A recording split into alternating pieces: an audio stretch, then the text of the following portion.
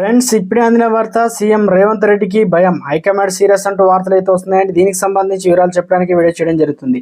చాలా మంది వీడియోస్ ఉన్నారు కానీ సబ్స్క్రైబ్ చేసుకోవడం మర్చిపోతున్నారండి. దయచేసి ఛానల్ సబ్స్క్రైబ్ చేసుకొని బెల్ ఐకాన్ ఆల్ ట్యాప్ చేయండి. ఇటువంటి ఇంపార్టెంట్ ఇన్ఫర్మేషన్ నోటిఫికేషన్ రూపంలో వస్తుందండి. చూస్తున్నారు కానీ లైక్ చేయడం మర్చిపోతున్నారండి. మీరు లైక్ చేయడం వల్ల ఇంపార్టెంట్ ఇన్ఫర్మేషన్ అందరికి కూడా చేరుతుంది. తెలంగాణ రాజకీయాల్లో సమీకరణలు వేగంగా మారుతున్నాయి. పార్లమెంట్ ఎన్నికల వేళ కాంగ్రెస్ లోకి నేతల చేరికలు అంశం హాట్ టాపిక్ గా మారింది. ఇక బీఆర్ఎస్ చెందిన పలువురు కీలక నేతలు ఇప్పటికే అస్తంగూడికి చేరగా తర్వాత ఎవరు అనేది ఆసక్తికరంగా రేపుతుంది. ఈ క్రమంలో తాజాగా సిద్పూర్ బీజేపీ ఎమ్మెల్యే పాల్వాయి హరీష్ బాబు మున్సబ్ రాబు అనగా బీజేపీ కార్పొరేటర్ కొప్పుల నరసింహారెడ్డి దంపతులు బుధవారం రేవంత్ రెడ్డికి భేటీ కావడం రాష్ట్ర రాజకీయాల్లో చర్చగా మారింది. ఇక దీంతో వీరు త్వరలోనే కాంగ్రెస్ గూటికి చేరడంలో భాగంగానే సీఎంతో భేటీ అయ్యారనే ఊహాగానాలు వ్యక్తమవుతున్నాయి. ఇక ఇందులో భాగంగా ప్రధానంగా ఈటల స్కెచ్ లో భాగమేనా కాగా ఇటీవల ఈ రేవంత్ రెడ్డితో పలువురు బీఆర్ఎస్ ఎమ్మెల్యే కార్పొరేట్ భేటీ అవుతున్నారు. అనంతరం వారిలో కొందరు కాంగ్రెస్ కండువ కప్పుకుంటున్నారు. నేపథ్యంలో పాల్వాయి హరీష్ బాబు నరసింహారెడ్డి దంపతులపై సైతం బీజేపీకి గుడ్ బై చెప్పి పైచేయి అనగా అందబోతున్నారా అనే చర్చ జోరుగా జరుగుతుంది. అయితే వీరు సీఎంతో భేటీ కావడం వెనుక మాజీ మంత్రి ఈటల రాజేందర్ స్కెచ్ ఏమైనా ఉందనే వాదన కూడా తెరపైకి వస్తుంది. ఈటల రాజేందర్ గత కొంతకాలంగా బీజేపీలో అసంతృప్తిగా ఉన్నారనే ప్రచారం జరుగుతుంది.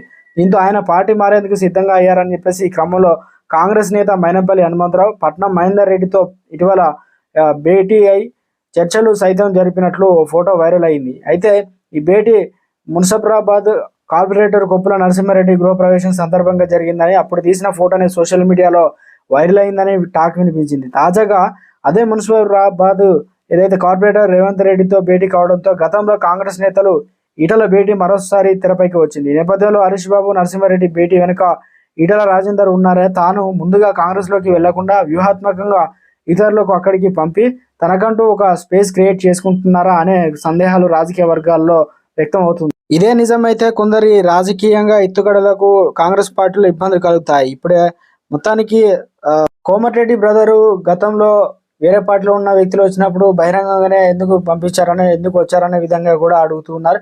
ఇక ఈటల రాజేందర్ ఒకవేళ చేరితే ఎవరికి మంత్రి పదవి చెక్ పెడతారా, లేకపోతే ఎవరికి చెక్ పెట్టబోతున్నారు, కాంగ్రెస్ లో చేరడానికి మరి సీఎం రేవంత్ రెడ్డి ఏ రకంగా ఉంది, దీనిపైన ఏ రకంగా ముందుకెళ్తారనేది ఇంకా చర్చనీయాంశంగా అయితే ఉంది. హైకమాండ్ సంబంధించి ఇలాంటివి ప్రజల్లోకి వెళ్తే ఎటువంటి భావన కలుగుతుంది, రేవంత్ రెడ్డికి సంబంధించి తెరపైకి వచ్చినటువంటి అంశాలను నిజమైతే ప్రజల్లోకి ఏ రకంగా వెళ్తుంది, దీనికి సంబంధించి ఇప్పటికే గ్రౌండ్ లెవెల్లో అసెంబ్లీ ఎన్నికల్లో గెలుపొందడానికి వ్యూహకర్త అయినటువంటి సునీల్ కొనుగోలు కూడా ఇప్పటికే గ్రౌండ్ లెవెల్లో దిగారు.